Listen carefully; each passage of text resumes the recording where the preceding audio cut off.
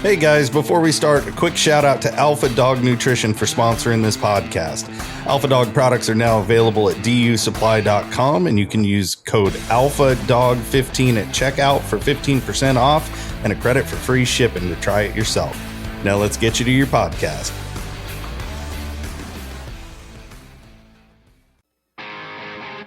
Welcome to my podcast, where we are going to talk about a lifestyle with dogs and throw in a few life lessons along the way. Whether you're a hound hunter, bird dog enthusiast, running setters, pointers, retrievers, or a flat-out running dog junkie, this podcast is for you. I am your host, Heath Hyatt, a certified law enforcement canine trainer with over 3 decades of personal and professional training and handling experience. It's time for me to pay it forward. So grab your leads, lace up those boots, and come and join me on this lifelong process of teaching, training, and learning.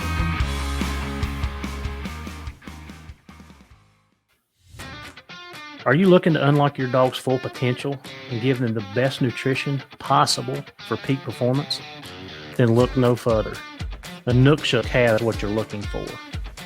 Inukshuk's nutrient-dense formulas are crafted to keep your dog's energy high and performance top-notch. Packed with premium proteins and essential fats, Inukshuk delivers the balanced nutrition your dog needs to thrive. From hunting dogs to police canines, Inukshuk is trusted by professionals.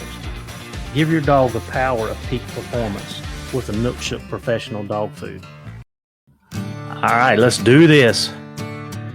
Hope everybody had a Merry Christmas and a very, very wonderful and blessed New Year. We are into our second week of the new year, January. Bear season's over. I'm tired. The dogs are tired. So it is what it is. A lot of things. The first 3 weeks were not horrible. The last 2 weeks got a little tough. Put a lot of miles on. A lot of off races. Young dogs couldn't stand the pressure of not getting on a bear every day or every couple hours. So, it's just a part of the growing pains. And I talked myself off the ledge a couple times. Just be honest. You hunt all training season, and the dog's very consistent, doing a really good job. Now, I'm talking about my younger dogs, my 3-year-olds and down, okay? Very consistent, catching bear, very consistently, very accurate. I think I had 2 off races that I know of during training season. And 2 wasn't bad considering the amount of days that I hunted and, the amount of races that we had. So I don't like it, but, my dogs aren't 100%. It's just the way it is. And then you come around to December, and guys, I'm going to tell you, I don't know if everybody else had this problem, and I spoke about it in a previous podcast, but our first 3 days, we put some miles on, and the dogs did, not necessarily me, but, the first 3 days, we logged about 60 miles on the dogs. And, after having them up, we hunt here in Virginia, we can hunt August and September. And then you have the early 3-day season, which is the end of September, first day or 2 of October. And you have Youth Day, which is 2 weeks later. I did go to West Virginia and hunt with my buddies up there. And I actually did get down with BB and Doug and hunt 3 days. But now hunting down south towards the coast, the terrain is a lot easier. When I say easier, I mean up and down and rocks and stuff like that. They still have the timber cuts. We hunted around some timber cuts. Actually, BB and I just we treed in one of them. But logging that amount of miles right out of the gate with the dogs not being up in good running shape, it took a toll on them. I mean, I never could get their feet, a couple of them's feet right. And guys, I know we talked about this during training season too, and it was extremely, extremely dry. George and I talked about it. I don't have feet problems. Like, yeah, you get the, occasional, they tore a pad in a rock bluff or a rock face, or, if you're running them in the gravel roads, that's a no-no for me. If you're roading the dogs and it's a gravel road and you're bringing them right out of the pen with not being kind of hardened up a little bit, you'll get some of that. But those first 3 days, snow was on, and I talked about it. It really got their pads right at the fur line in the back of their pads, and I had three different dogs over that first 3 days that ended up having huge raw spots. And then up on that little, where your dew claw would be, you shouldn't have dew claws, but the little other pad that's up above, just wore 'em plumb raw. And I did not get to take those dogs consistently, and it definitely showed. Kate, my little female, like that first day, I don't know how many miles she put on. It was a lot. And I laid her up for a couple days, took her back out on Saturday. So I laid her up 4 days. We didn't hunt one day because of the weather. Took her back out on Friday or Saturday, and then she put on another, 17, 20 miles up in the rocks and off the side of the mountain where the cliffs are and the ledges, and back up over the mountain and back into another area with nothing but rock ledges and cliffs. And it set her, I went from getting her there to setting her back. And Attica, she tore one of her back toenails plumb off in the rocks. So that set her back a couple days, a week. And then I had 2 females in heat. It was just one thing after another. This year was not consistent for me. This December, okay, was not consistent for me. And I was mix matching dogs, which is fine. Like, a couple days I hunted 2 old, Spook and Houdini, and 2 pups. I hunted, 2 older dogs and 2 pups. When I say pups, they're a year old. Okay. Let's, not puppies, but pups. I still call them that until they 1.5, 2 years old. Yeah, but the feet coming out of the gate and running 2 world marathons when the dogs were not where they should have been, it took a toll on my dogs. So that's one thing for next year that I wrote a note down to try to do something different. And again, we talked about it. No food in our area, very little food. If you did find food, you could find a little covey of some bear laying in the same vicinity. But the bear was, if there wasn't no food, man, it was few and far between. And we logged a lot of miles. And I know it's maybe not a lot for some of you guys, but for the area we hunt, you can walk through most areas in 4 or 5 miles and be through that area. But there's some days we logged some 13 and 15 mile days. And again, like I said, some of you guys may do a whole lot more than that, but that's on the high end for the areas that I hunt. There's just something in between that you can, cut it off or whatever. So several of those days, talking to a lot of the hunters in my area, everybody felt like the bear numbers were down. So I had a conversation with some of the younger guys that's hunting one of the areas that I hunt. And they said the same thing. They said, we're not seeing the bear that we typically see. So I'm going to be curious next year. Was that because of the food source and that they had moved to different locations? And we know they'll range out. We know that. My buddies up in West Virginia said that between 2 certain areas, 2 different mountain ranges, I think they seen 6 bear on the interstate that had been hit, which means they're moving. They're going to different areas to look for food. They had a rough time. Bears stayed on the ground a lot more this year.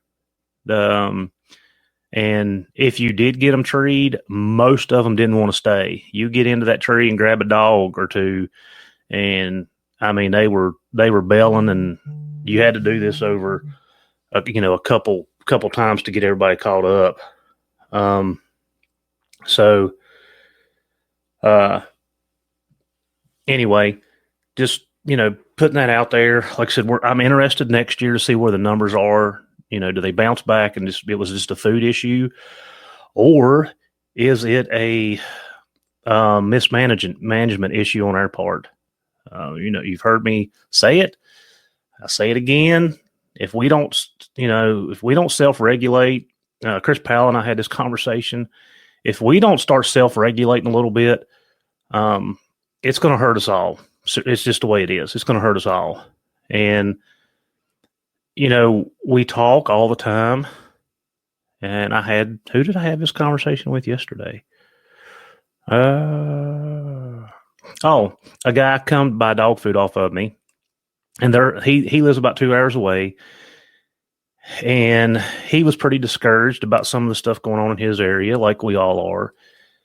And we got to talking, and, it's expensive. It's expensive to house and feed, take care, upkeep your equipment. I mean, we can go on and on and on. I've said it a million times. I feel like hound hunters pour more money into the economy than any other hunter. And that's not taking anything away from them. You buy a rifle, a bow, a crossbow, a muzzleloader, you pay for it one time. You pay that price.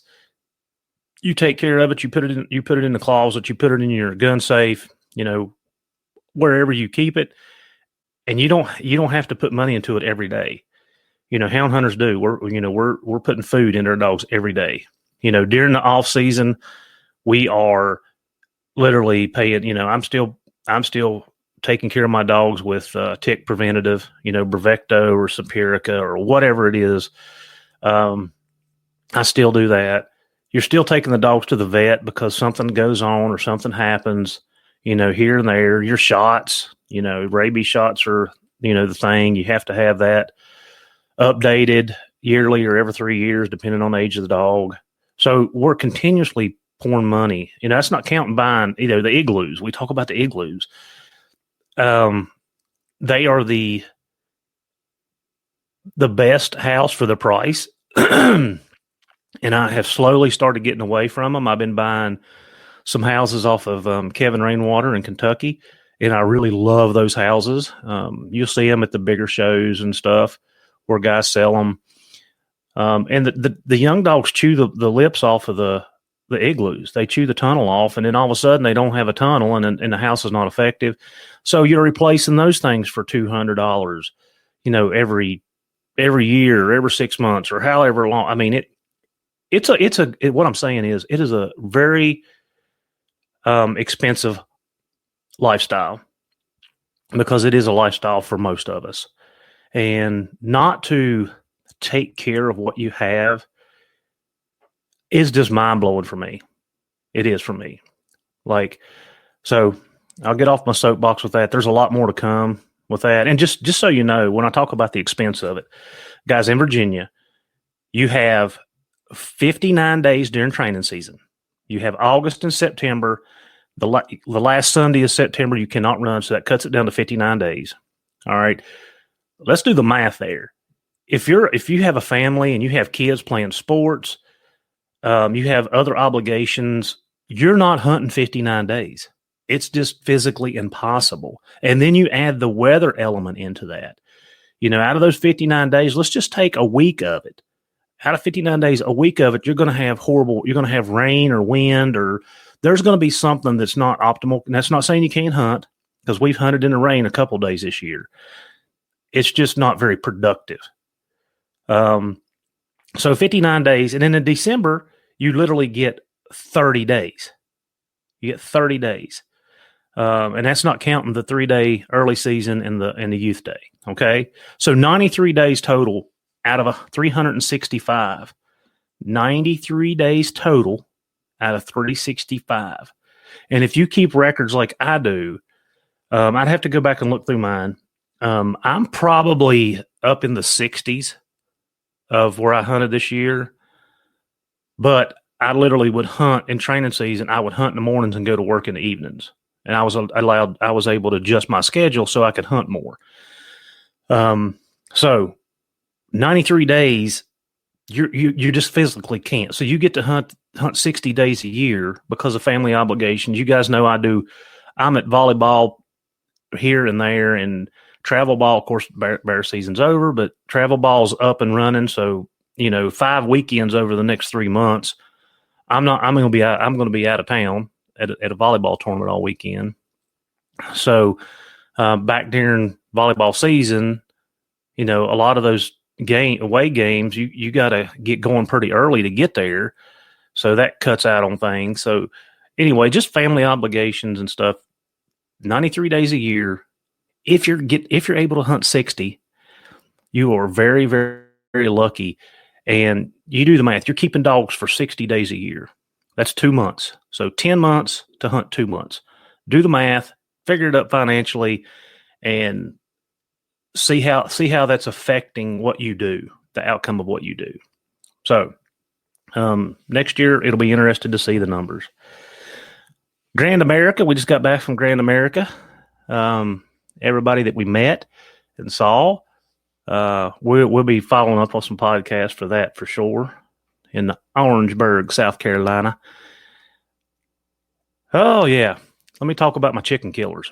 Oh, boy. So you guys know I live in pretty much a farm area. I got horses on one side of me. I got cattle on the other side of me. And I've got a younger set of pups that, holy cow, I can't even turn them out, man. They're baying up Travis's cows like bad. And then if you get on them for that, then they run over here, and the next thing you know, they're chasing a horse down through the field. And these pups are 4 months old. And I'm literally letting them out twice a day when I feed.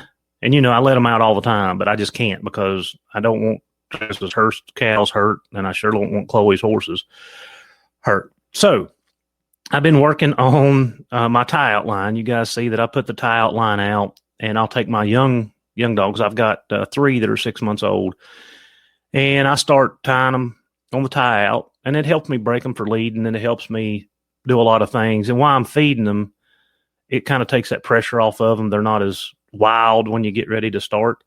So I've got my tie out line out, and the other day I let the little female out, and she's running around the yard. I'll say that I've not been doing as good as I should have because bear season's in, and I'm not letting the younger dogs out as much because we've had some really long days. I mean, that first week and a half, week and a half, we didn't get out of the woods, and we didn't get home until dark every day. It was almost a daily thing. We were getting home at dark, right before dark or right after dark. So I've slacked a little bit. That's on me. So I let them out, and I had their food bowls ready. So I let them female out, and then I went and let the 2 males out. I was going towards the basement and to get the food that I had sitting there, and they go up the driveway, just hooray to rail, man. They're gone. They're up the driveway. Boom, boom, boom, boom.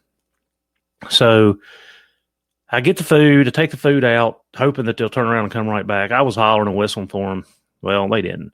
So I jump in my truck, and these are also the 2. I'll be nice. These are also the 2 idiots that are chasing the vehicles. Remember, I told you about Pearl. These are the pups out of Pearl. They're doing the same thing, but there was no vehicle that went up a driveway. Chloe's parents come out, 15, 20 minutes before. So they went up the driveway, and I thought, well, did a vehicle go up the driveway and I miss it? I've been very cautious about that. I've been working on that. So I go get my truck. I drive up to Chloe's house. Now that's like a half a mile for me. It's a pretty good, and it's all uphill. It ain't just run over the bank there. So it's like a half a mile. So I run up to Chloe's house. Her and Rob's home. I look around. I don't see the dogs. So I come back to the house, finish cleaning pens and feeding the other couple dogs that I hadn't got fed yet. And I'm standing there, and I'm like, where did they go? Maybe they'll be back in a minute. And all of a sudden, Buckethead comes up over the hill here, and he's coming down the driveway, and I'm like, what is he carrying? And I thought, well, somebody's killed a deer and left some deer parts laying up there somewhere. Well, he comes down through the yard. I mean, this dog is just as happy and he's got one of Chloe's chickens in his mouth. one of her roosters. So I grab him. I get the rooster out. The rooster's a little dazed, but he's okay. I tie him up and feed him, and then I'm like, crap, they're in Chloe's her chickens, and she lets them out to free range a lot during the day. So I jump in the truck. I call Rob, and I'm like, Rob, I think I got a dog or two up there that's in your chickens. Will you go out there? I'm on my way. So anyway, I get up there. The little female comes over the hill and meets us before we ever halfway up the driveway. Put her in the truck, and I go up there, and Cheetah's standing there just having a buffet on a chicken. So we go around. Rob and I go around, and there's feathers everywhere. It's like, holy crap. So those 3 dogs pretty much wiped out her chickens, like wiped them out. And listen, they're really good neighbors, like really good neighbors. I don't want that, animosity there. But the dogs should not have been up there. I don't know what caused them to take off running up there like that. I mean, it's like I said, it's a little over half a mile. So Chloe was not happy. She had every right not to be happy. Those are her pets, and she gives us eggs out of them. So I'm buying new chickens, and I should, but dang it, dog. Come on. Like, you ain't no sense. I got your food right here in my hand. So yeah, that was a mishap. I'm not very happy with it. Yeah, but it happened, and I don't want that to happen again. I don't want problems with my neighbors. My dogs run all over their property, and they never say a word, and we got to make that right. Talking about making things right, we spent the better part of our hunting season really working with landowners. The relationships that we had, we fortified those, right? We met some new people that we did not know, and spent some time explaining and working, trying to build relationships there. And then we had a couple that just didn't want no part of it. And it's hard. Like, that's hard because you know at some point in time your dog's going to be back through their property, and not because you want them to be, but because that's the natural throughway that a bear travels, right?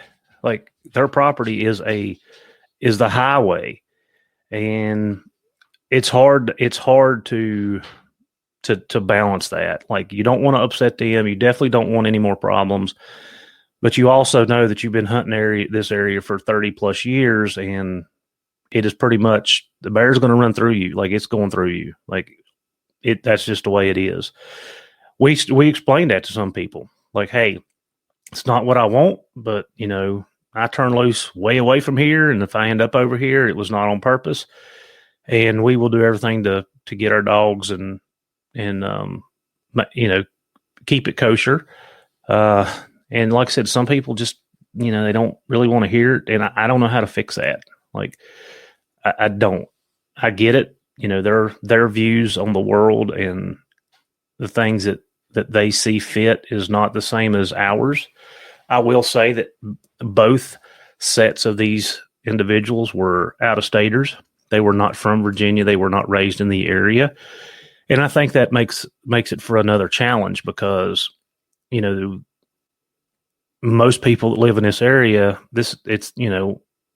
they grew up with this. They understand it. They may not like it, but they don't fuss about it. They're, all right, do what you got to do, and thank you for asking. And even one time we have the right to retrieve, and I completely avoided going into a piece of property because I couldn't get a hold of the landowner, and the dogs ended up moving off of that property, but I could have called them right there too.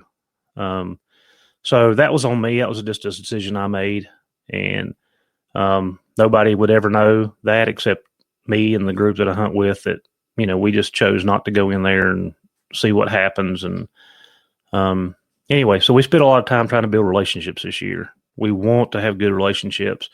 We want to do everything we can to foster those relationships and have people, education. Education is big. You explain to people what's going on, why it's going on, what your purpose is. And most of the time, there's a lot of common ground. And sometimes there's not, but a lot of times there are. So spend a lot of time doing that. I'm gonna wrap this up. So Jeff Shetler come in and hunted with me. If you guys, he's been on here a couple times. Georgia K9. We take a lot of our training, our tactical training from him. He's come up. He didn't come up last year, but he was here year before last. Had a really good 3 days, and Jeff he loves hounds. Like, he loves hounds. And I hope he does not mind that I do this, but I'm going to read the post that he made. So I'll tell you a little bit about our hunt first. First day, we hiked into an area, pretty easy hiking, like, catch a bear passing through. It was calling for rain, so we weren't sure how far we would get. We got 3 miles in or so, and it started raining, and we made the decision that, hey, nobody wants to be wet and miserable, and if we cut off of this trail, we're all going to be soaking wet by the time it's done. So we made the decision just to kind of turn around and come back out. The second day is what he wrote the post on. And we had a long day. I know I was over 13, almost 14 miles that day, chasing dogs back and forth. I know they logged probably 10, and that was him and his son and his wife and his daughter. Yeah, it was tough. In the country we were in, it was really tough. And anyway, so Jeff writes this post, and I could not say that it's any more accurate. And I seen some people that reshared the post. A lot of people liked the post, but I just want to read it and let you guys listen to it, and hopefully it kind of grabs a hold of you like it did me.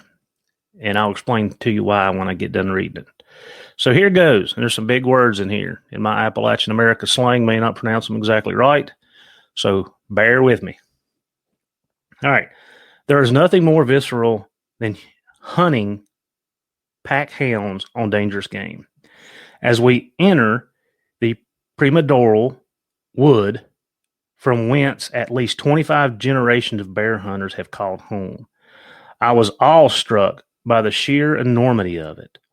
From the trailhead to the first track strike, and accompanying Walker hound bellows and bays, was about 8 miles in, and our party was feeling it.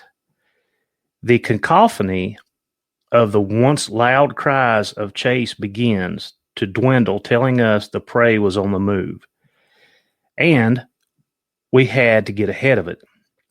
2 more pack teams with their trailing wands steamed up the steep draw towards the strike spur in an attempt to add dogs to the chase.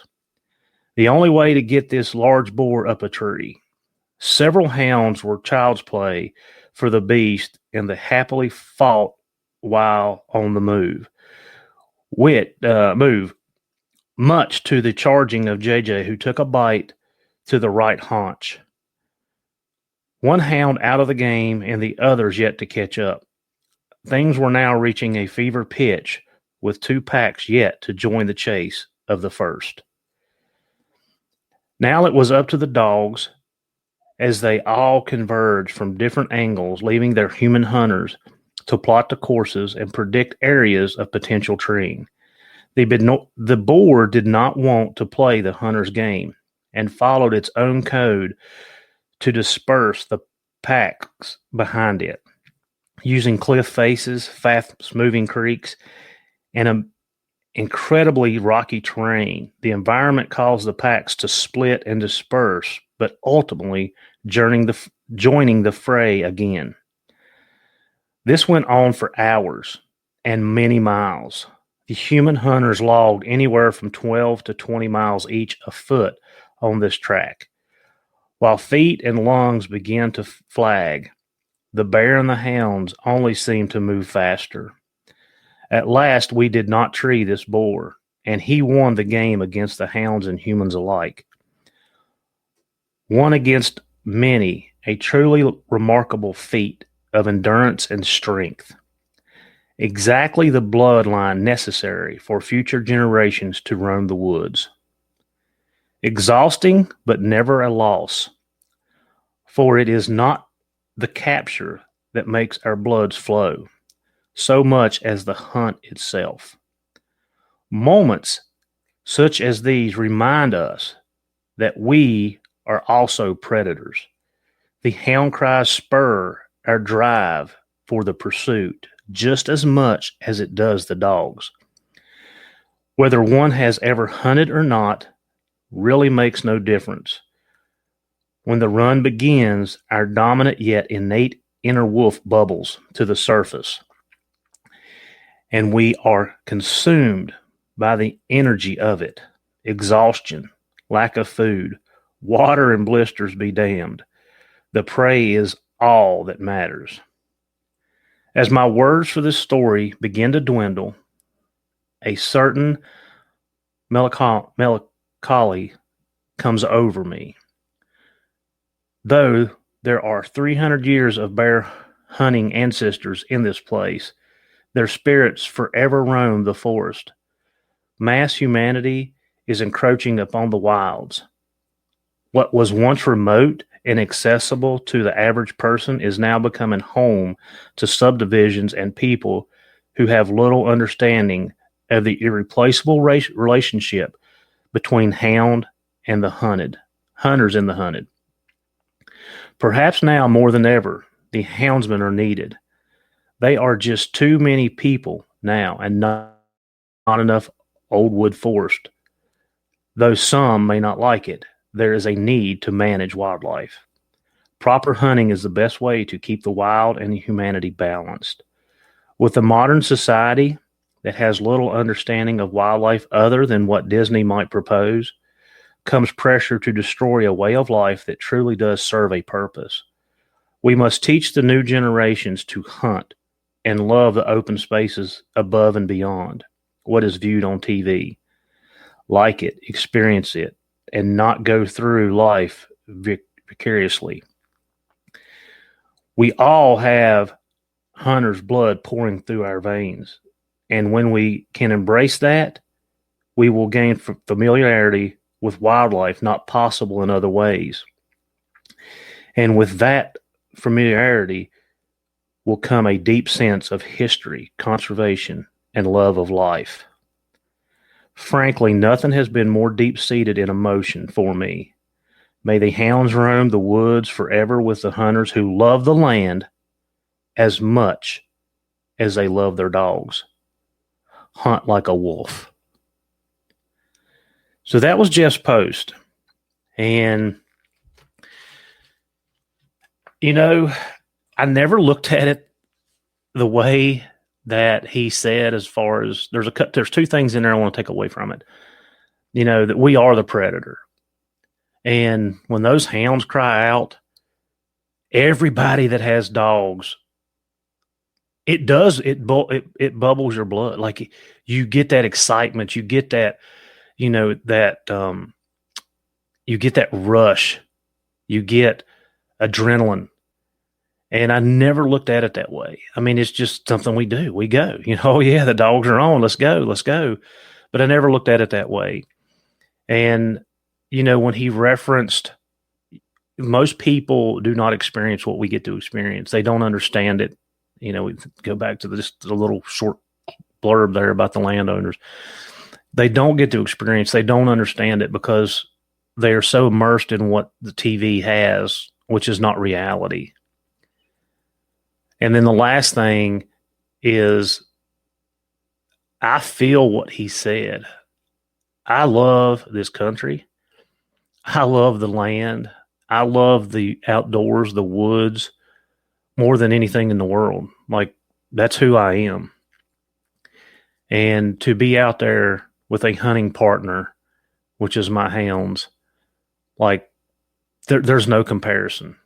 Like, there's no comparison. And I believe that most of you guys listening to this probably feel the same way. We love the land as much as we love our dogs, which ties back to taking care of what we have, making sure that that we self-regulate, because what little is left, it's up to us to take care of it. So I'm going to leave you with that. Till next time, catch you guys on What's Up Wednesday. Do you like to be outdoors like I do?